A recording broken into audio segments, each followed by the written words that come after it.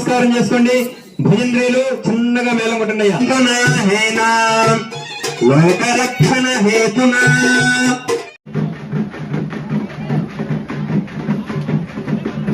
Hello guys, welcome back to our channel ఏంజలానా vlogs. ఇవాటి మన వీడియో వచ్చేసి శ్రీరామనవమి వీడియో. శ్రీరామనవమికి మేము మా ఊరికి వెళ్ళామన్నమాట.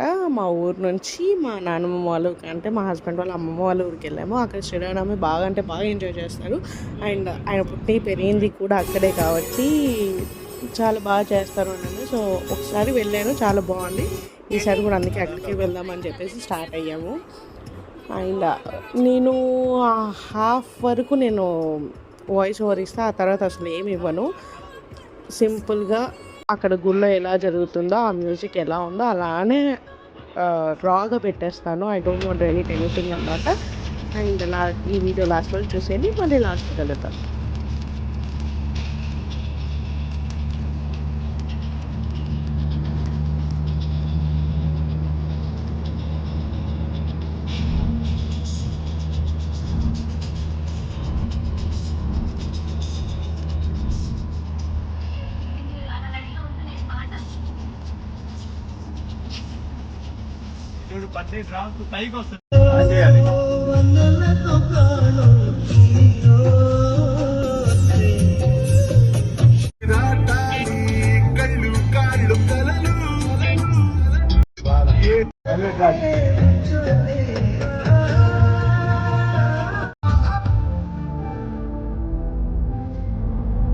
ముందుకు వస్తావురా.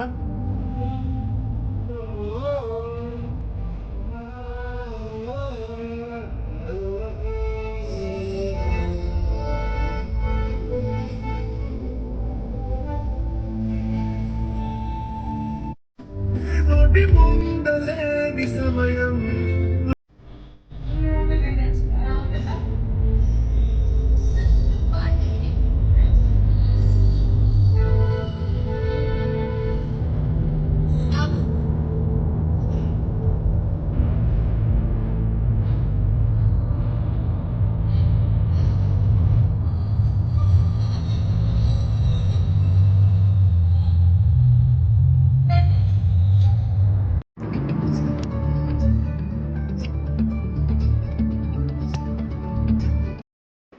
ఈ క్లిప్ వచ్చేసి టైం ల్యాప్స్లో తీయాలని ట్రై చేశాను, సన్ లైట్ది.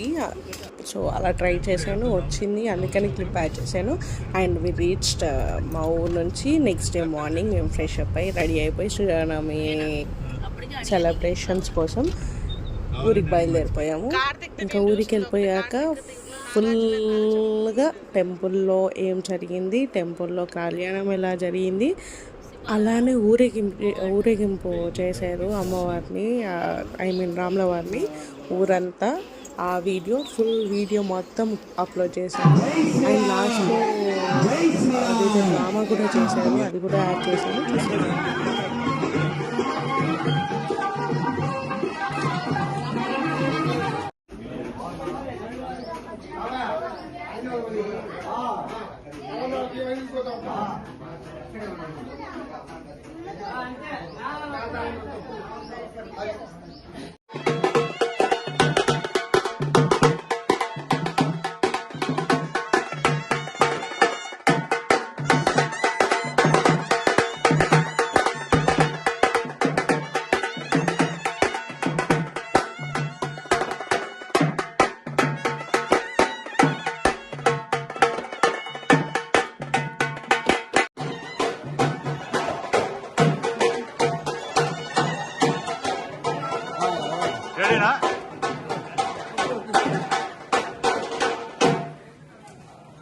బ్రాహ్మణ్స్ మనం తీసుకెళ్ళడానికి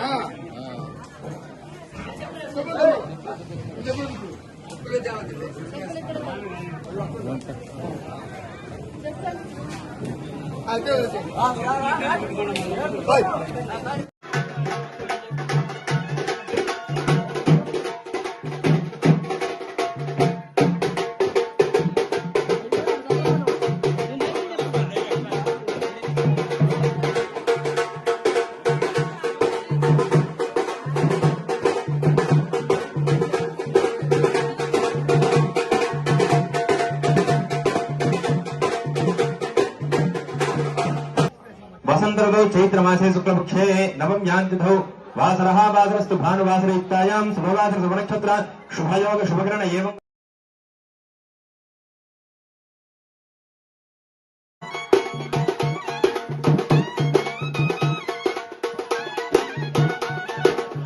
వైపుగా వేయండి. ఆయా అక్షంతలు తీసుకుని వాసన చూసి మధ్యలో నుంచి కాకుండా అటువైపుగా వేయండి. ఉత్తిష్టంతు భూతపిశాచాః ఏతే భూంభానకాః ఏతేషామవరోధేన బ్రహ్మకర్మ ధమారభే. ఇట్నుంచి వేయాలి.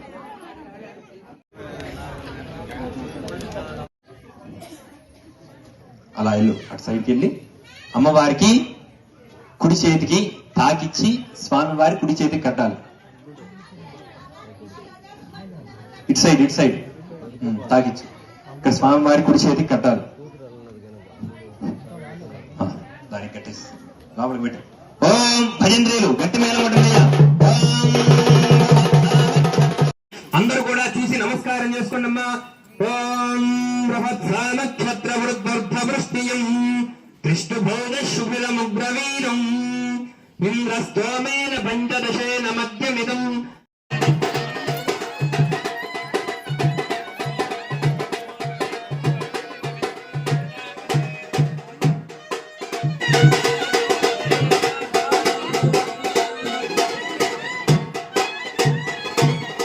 సీతామ్మవారి వైపు కొంతమంది నిలబడి ఉన్నారు, కొంతమంది రాముల వారి వైపు నిలబడి ఉన్నారు అన్నమాట. మరి ఈ ఇద్దరికి వివాహం ఏ విధంగా జరిగింది, ఎందువల్ల జరగాల్సి వచ్చింది, అసలు ఈ యొక్క వివాహం చేసేటువంటి గొప్పదనం ఏమిటని చెప్పేసి మనం రెండు ముక్కలుగా చెప్పుకుందాం అనమాట. అయితే ఆ రామచంద్ర స్వామి వారు సాక్షాత్తు విష్ణుమూర్తి స్వరూపుడుగా ఈ యొక్క భూమి మీద జన్మించడం జరిగింది. ఆయన ఏ విధంగా జన్మించాడంటే, ఒక మానవుడు ఏ విధంగా జీవనాన్ని గడపాలి అనేదంతా కూడా ఒక ఆదర్శప్రాయంగా మనందరికీ ఆయన జీవితంలో జీవించి మనందరికీ తెలియజేశారనమాట. ఏ విధంగా తెలియజేశారు, ఒక తండ్రికి కొడుకు ఏ విధంగా ఉండాలి అంటే, తండ్రి మాట జవదాటకుండా అరణ్యానికి వెళ్ళాడు. ఎంత గొప్పవాడు ఆయన, అన్ని సంవత్సరాలు అరణ్యవాసం చేశాడు, అంత గొప్పటి వాడు అనమాట రాముడు వారు. అదే విధంగా ఒక అన్నకి తమ్ముడు, ఒక తమ్ముడికి ఒక అన్నయ్య ఏ విధంగా ఉండాలి అనేదంతా కూడా రాముల వారిని చూస్తే చాలు. ఆ యొక్క లక్ష్మణ వారు గాని, భరతుడు గాని, శత్రుఘ్నుడు గాని ఎవరైనా కూడా ఆ రాములు వారి యొక్క అడుగు జాడల్లో నడుస్తూ ఉంటారు. ఆయన ఎక్కడికి వెళ్తే అక్కడికి వెళ్ళిపోదాం, ఇంకో ఆలోచన అనేది వాళ్ళ మీదకి రాదనమాట. అంటే రాములు వారి అడుగు జాడల్లోనే నడుస్తూ ఉండేవాళ్ళనమాట ఆ లక్ష్మణ స్వామి వారు. మరి రాముల వారిని మాత్రమే కదా చెప్పింది ఆ అమ్మవారు ఆ యొక్క అరణ్యానికి వెళ్ళమని. మరి లక్ష్మణ స్వామి వారు ఎందుకు వెళ్ళారు, ఆ యొక్క రాములు వారి అడుగుజాడల్లో నడుస్తూ ఉన్నటువంటి లక్ష్మణ స్వామి వారు కూడా వెళ్ళారు. భరతుడు ఉన్నాడు, భరతుడు ఇక్కడ రాజ్యపాలన చేయాలి కదా. రాజ్యపాలన ఏ విధంగా చేశాడు, రాములు వారు పాదాల కింద ఉన్నటువంటి ఆ యొక్క పాద రక్షలను తీసుకుని వెళ్లి సింహాసనం మీద పెట్టి, రాములు వారు ఎటువంటి కష్టాలు అనుభవిస్తూ ఉన్నాడో ఈయన రాజ్యంలో ఉంటూ అంత కష్టాలు అనుభవిస్తూ రాజ్యాన్ని పాలన చేసినటువంటి వాడు భరతుడు. అంటే ఒక అన్నదమ్ముడు ఏ విధంగా జీవించాలి అనేది తెలియజేశారనమాట. ఆ తర్వాత ఒక భార్యకి భర్తగా ఎలా ఉండాలి అనేది లంకలో ఎక్కడో ఉన్నటువంటి రావణాసుడి దగ్గరికి ఈ యొక్క రాములు వారు వెళ్లి ఆ రావణాసుర సంహారం చేసి అమ్మవారిని విడిపించి తీసుకుని వచ్చారు. అంటే ఎంత శక్తి కావాలి, దీన్నంతా కూడా సమకూర్చుకొని అందరినీ సమకూర్చుకొని చక్కగా తీసుకొని వచ్చినటువంటి ఆ విధంగా ఒక భర్తకి భార్య ఎలా ఉండాలి, ఒక భార్యకి ఒక భర్త ఎలా ఉండాలి అనేదంతా కూడా ఆయన జీవితంలో గడిపి చూపించాడు. అదే విధంగా స్నేహం కోసం ఎటువంటి దాన్నైనా చేయగలను అనేటువంటి విధంగా ఆ యొక్క సుగ్రీవుడికి ఇచ్చిన మాట విధంగా వాళ్ళని సంహారం చేయడం, ఆ తర్వాత ఆ యొక్క సుగ్రీవుడికి రాములు వారికి ఇద్దరి స్నేహబంధం అంత బలంగా ఉండేదన్నమాట. ఆ విధంగా ఉన్నటువంటి రామచంద్రుల వారు ఏ విధంగా జీవనాన్ని గడిపాడు, మానవుడు ఏ విధంగా జీవించాలి, ధర్మబద్ధంగా ఎలా ఉండాలి అనేదంతా కూడా ఆయన జీవితంలో ఆయన గడిపి జీవించి మనందరికి కూడా తెలియజేశారనమాట. ఆ విధంగా రాముల వారు దశరథ మహారాజు గారికి జన్మించారనమాట. జన్మించిన తర్వాత అభ్యాసాని కోసమై ఆ యొక్క దశరథ మహారాజు వారు చక్కగా రామ లక్ష్మణ భరత శత్రుఘ్నుల్ని వశిష్ఠుల వారి దగ్గరికి పంపించారనమాట. పంపించిన తర్వాత చక్కగా కూడా అభ్యాసం అంతా కూడా పూర్తి చేసుకుని రాజ్యంలోకి వచ్చే సమయానికి విశ్వామిత్ర మహర్షి వారు వచ్చారనమాట. వచ్చి రామ లక్ష్మణులిద్దరినీ కూడా వెళ్తా అని చెప్పేసి విశ్వామిత్ర మహర్షి వారు ఆ యొక్క దశరథ మహారాజు గారిని అడిగారనమాట. అడగంగానే వీళ్ళు ఇప్పుడే అభ్యాసం పూర్తి చేసుకుని, ఇంకా చిన్నపిల్లలే అనమాట, రామలక్ష్మణులు ఇద్దరు కూడా అభ్యాసం పూర్తి చేసుకుని ఇప్పుడే వచ్చారు. మరి వాళ్ళు ఏ విధంగా యుద్ధాలు చేయగలరు, అంతంత రాక్షసులను ఏ విధంగా సంహారం చేయగలని చెప్పేసి ఆ యొక్క దశరథ మహారాజు గారు బాధపడుతూ ఉంటే, అప్పుడు వశిష్ఠులు వారు వచ్చి వాళ్ళిద్దరికి ఎటువంటి ఇబ్బంది లేదు, విశ్వామిత్ర మహర్షి లాంటి వాళ్ళే వచ్చి అడిగారంటే వాళ్ళ ఎంత శక్తి పరాక్రములో మీరు అర్థం చేసుకోవాలి. రామ లక్ష్మణులు ఇద్దరు కూడా చాలా శక్తి పరాక్రములు. వాళ్ళిద్దరు కూడా ఈ యొక్క యాగ సంరక్షణ కోసమై ఆ యొక్క రాక్షసులందరినీ కూడా సంహారానికి పంపించమని చెప్పేసి అడుగుతారనమాట. అడిగిన తర్వాత రామలక్ష్మణులు ఇద్దరిని కూడా తీసుకుని ఆ యొక్క విశ్వామిత్ర మహర్షి వారు యాగాలు చేస్తున్నామని చెప్పేసి విశ్వామిత్ర మహర్షి వారికి సీతా స్వయంవరం గురించి తెలుస్తుంది. అసలు సీతా అమ్మవారు ఏ విధంగా జన్మించారు? జనక మహారాజు గారు యజ్ఞం చేద్దామని చెప్పేసి నాగలితో భూమిని దున్నుతూ ఉన్నారన్నమాట. ఎప్పుడు కూడా ఒకప్పుడు యాగాలు చేయాలంటే భూమినంతా కూడా ముందు దున్నుతారన్నమాట. దున్ని అక్కడ పంట వేస్తారు. పంట వేసి ఆ పంట నుంచి వచ్చినటువంటి ధాన్యాన్నంతా కూడా ఒక పక్కగా పెట్టుకొని అక్కడ చక్కగా కూడా యాగశాలను ఏర్పాటు చేసి ఈ పంట నుంచి ఏదైతే ధాన్యం వస్తుందో ఆ ధాన్యం అంతా కూడా ఈ యాగానికి హోమంలో వెయ్యడానికి ద్రవ్యంగా ఉపయోగించేవారన్నమాట. ఆ విధంగా నాగలితో ఆ భూమిని దున్నుతూ ఉండగా ఒక బంగారు పెట్టె కనిపిస్తుంది. ఆ బంగారు పెట్టెలో ఎవరుంటారు? సాక్షాత్ మహాలక్ష్మి స్వరూపంలో ఉన్నటువంటి సీతా అమ్మవారు కనిపిస్తారనమాట. భూమి నుంచి జన్మించింది కాబట్టి ఆమెకి భూగర్భజాత భువనైక మాత అని చెప్పేసి ఆమెను చెప్పుకుంటూ సీత అనేటువంటి పేరును పెట్టారనమాట. అయితే ఆ సీతా అమ్మవారు చక్కగా కూడా రోజు కూడా జనక మహారాజు గారు ఎంతో అల్లారు ముద్దుగా పెంచుకుంటూ ఉన్నారనమాట. చిన్న సమయంలో పూల బంతితో ఆమె ఆడుకుంటూ ఉందన్నమాట. ఆడుకుంటూ అక్కడ ఉన్నటువంటి శివధనస్సుని తన ఎడమ చేతితో ఒక్క తోపు అలా తోస్తుంది అనమాట. అంటే అప్పుడు శివధనస్సు ఎందరో వేల పరాక్రములు వచ్చి శివధనస్సును కదిలించడానికి ఎంతో ప్రయత్నాలు చేసినా కూడా ఆ శివధనస్సు కనీసం ఒక్క అడుగు కూడా కదలదనమాట. సీతామ్మవారు చిన్న వయస్సులోనే ఎడమ చేతితో ఊరికి అలా చేతితో నిడితే ఇక్కడి నుంచి అంత దూరం వెళ్ళిపోయిందంటే సీతా అమ్మవారు ఎంతో శక్తివంతురాలని చెప్పేసి ఆ జనక మహారాజు గారు గుర్తించి ఇప్పుడు అప్పుడు అనుకుంటారనమాట. ఏమని అనుకుంటారు? ఎవరైతే శివధనుస్సును ఎత్తుతారో అటువంటి వారికే సీతా అమ్మవారిని ఇచ్చి వివాహం చేద్దామని చెప్పేసి అనుకుంటారు. ఆ సమయంలో అనుకున్న తర్వాత సీతా అమ్మవారికి వివాహం చేసేటువంటి సమయం రానే వచ్చింది. అప్పుడు సీతా అమ్మవారికి స్వయంవరాన్ని ప్రకటించారన్నమాట. ఎందరో ఋషులు, రాజులు, మునులు అందరూ కూడా సీతా అమ్మవారి యొక్క స్వయంవరానికి ఆ యొక్క శివ ధనస్సును చూసేందుకై అందరూ కూడా వచ్చారన్నమాట. అప్పుడు విశ్వామిత్ర మహర్షితో పాటు ఉన్నటువంటి రామ లక్ష్మణులు కూడా ఆ యొక్క మిథిలా నగరానికి రావడం జరిగిందనమాట.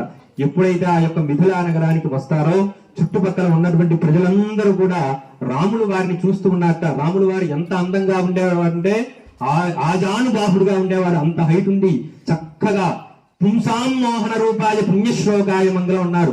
పురుషులు కూడా మోహించేటువంటి అందం ఉన్నటువంటి వారు రాములు వారు అన్నమాట. కాబట్టి ఎప్పుడైతే అందరు రాములు వారిని చూస్తారో అప్పుడు సీతా అమ్మ వారికి ఈయనే తగు భర్త అని చెప్పేసి వీళ్ళిద్దరికే వివాహం జరగాలి, ఈయనే శివధనస్సు ఎత్తాలని చెప్పేసి అందరూ కూడా కోరుకుంటారట. అయితే ఆయన సభలోకి ప్రవేశించారు. అందరూ కూడా ఆ యొక్క శివధనస్సును ఎత్తడానికి ప్రయత్నం చేస్తూ ఉన్నారు. ఎవరు కూడా ఒక చీమంత కూడా కదిలించలేకపోతూ ఉన్నారన్నమాట.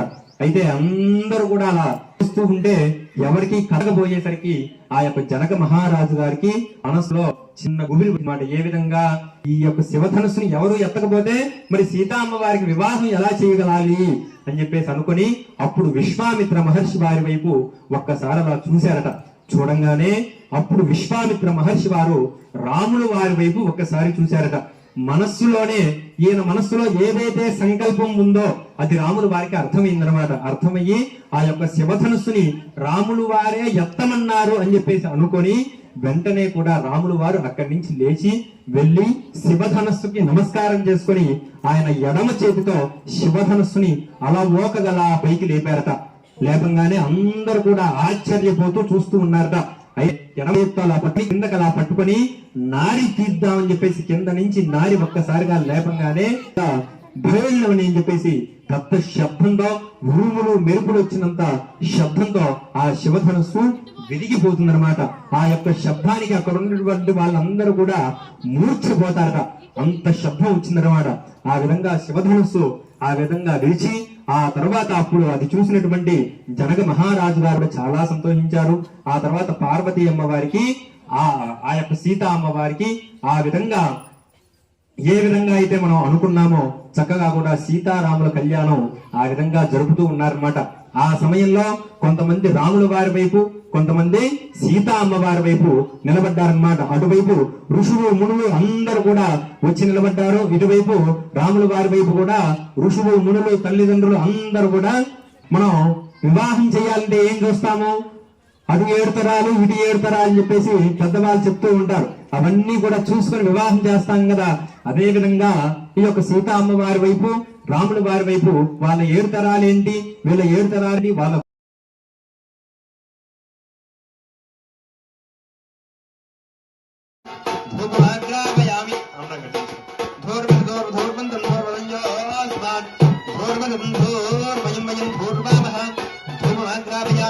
సాక్షాత్ ప్రత్యక్ష దేవందర్యామి. ఆ దీపారాధన నమస్కారం చేసుకోండి, ఆ ఖండాన్ని నమస్కారం చేసుకోండి.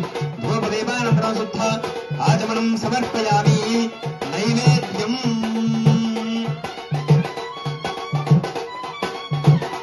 వారికి సమర్పణ చేయడం జరిగింది. ఆ తర్వాత ఇప్పుడు సుముహూర్త సమయానికి జీలకర్ర బెల్లం అనేది అమ్మవారికి స్వామివారికి ఇక్కడ ఉన్నటువంటి ఉత్సవ విగ్రహాలతో కాకుండా లోపల ఉన్నటువంటి కోదండరామస్వామి వారికి కూడా ఈ యొక్క కళ్యాణంలో భాగంగా వాళ్ళకి కూడా లోపల సుముహూర్త సమయానికి జీలకర్ర బెల్లం పెట్టడం జరుగుతూ ఉంది. అందరూ కూడా నమస్కారం చేసుకోండి. శుభలగ్నే సావధాన శ్రీ లక్ష్మీనారాయణ ధ్యాన సావధాన. భజంత్రీలు గట్టి మేళం కొట్టుండయ్యా. చేతిలో ఉన్నది అత్తయ్య మీ ఇద్దరు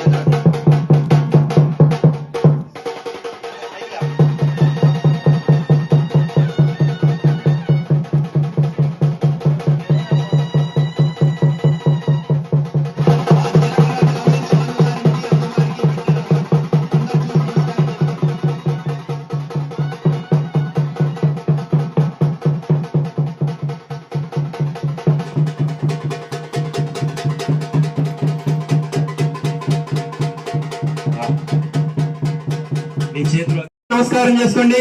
భజంత్రీలు చిన్నగా మేళం కొట్టండి అయ్యా. అందరు చూసి నమస్కారం చేసుకోండి. జై శ్రీరామ్, జై శ్రీరామ్, జై శ్రీరామ్, జై శ్రీరామ్, జై శ్రీరామ్, జై శ్రీరామ్, జై శ్రీరామ్. స్వామివారి ఓం మంగళం దంతునా హేనా మమ జీవన హేతునా కంఠే భద్రామి సుభగే జీవ శరదాం శతం. మాంగళ్యం దంతునా హేనా లోకరక్షణ హేతునా. అక్షతారోపణ చేసేటువంటి అక్షతలవి అందరూ కూడా నమస్కారం చేసుకోండి. భజంత్రీలు చిన్నగా మేళం కొట్టండి. చూపించి అమ్మవారి అమ్మవారికి స్వామివారికి చెప్పండి. పశవోమే పశవోమే కామః సమృద్ధదాం.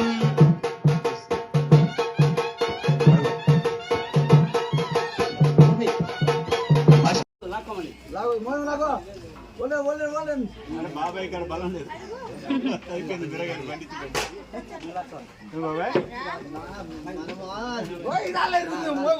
ముందు పోయింది లేదు చాలా ముందు కొరిగింటే ఒకటి అటు ఒకటి ఇట్లా లాగాలి, రెండే దిక్కు లాగేసరికి ముందు పోయినట్టు.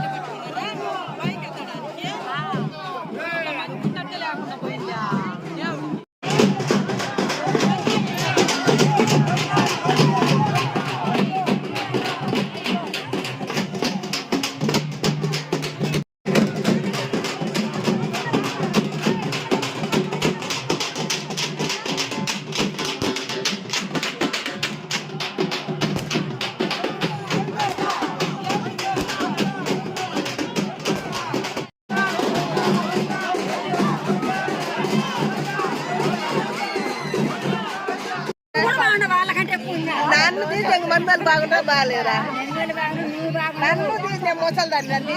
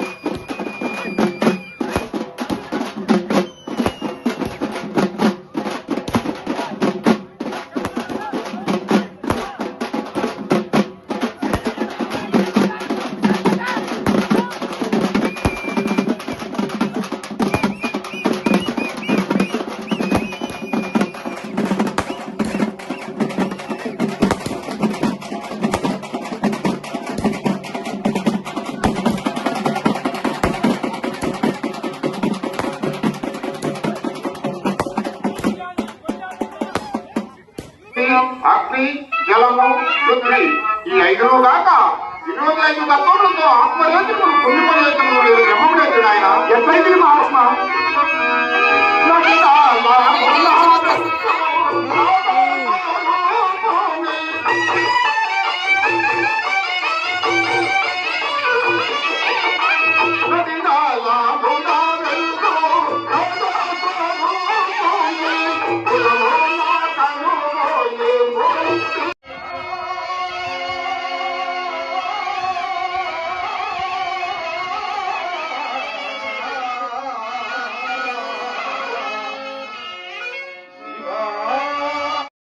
మేబీ ఆ రోజు కొంచెం ఎర్లీ మార్నింగ్ బయలుదేరాం కదా మేము 5:30కి ఆ టైంకి స్టార్ట్ అయ్యాం కాబట్టి ఆ కూల్నెస్ వల్ల దూరం ఉన్న కొండలు అలా కనిపించాయి చాలా పీస్ఫుల్గా దూరం నుంచి చూస్తే చాలా ఐస్ పీస్గా ఉంటుంది కదా, ఎలా అయినా హిమాలయస్ లేదా కొండలు అలా ఉన్నప్పుడు అలానే కనిపించింది.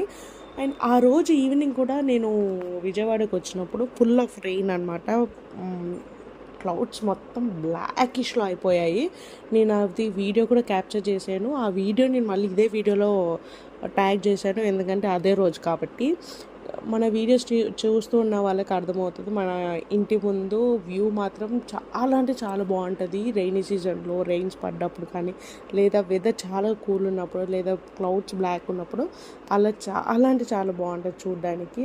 ఆ క్లిప్ కూడా యాడ్ చేశాను అనమాట. సో ఇది ఇవాటి మన వీడియో.